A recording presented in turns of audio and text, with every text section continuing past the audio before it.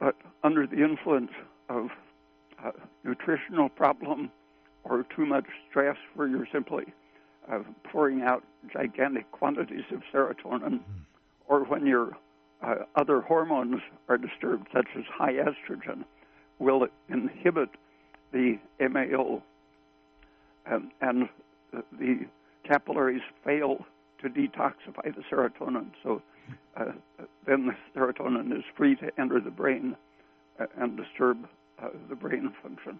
Wow. Getting that's a very rounded breakdown of all of the inherent activity and the problems surrounding that.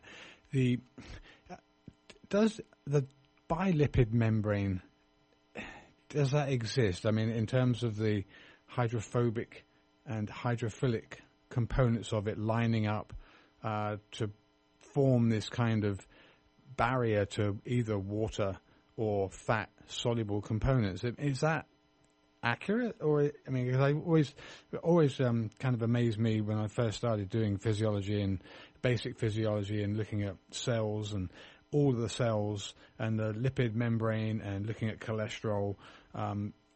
Is that lipid membrane, is that a reality, or is that, again, another very fluid relationship with the cell? In an old medical book from the early 19th century, I saw that the treatment for a burn or an ulcer to close up the weeping wound on the surface of the body, they used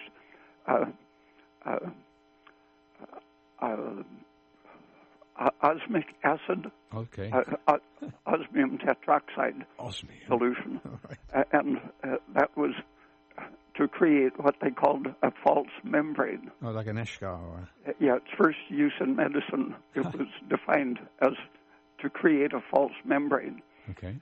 When the first electron microscopes started looking at cells, they didn't find the membrane that they had theorized had to be there.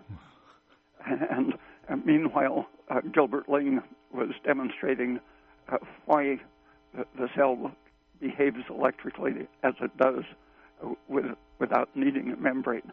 But within 2 or 3 years, someone discovered that they could make use of this osmic acid false membrane creator, and they did produce a membrane on cells. Ever since then, they've been able to produce a membrane consistent with the current theories. At first, the membrane was very thick to suit the theory of the time, but as the tendency towards this lipid bilayer membrane took root, they had to adjust their membrane-making technology to suit this idea of a single bilayer. It's almost a religion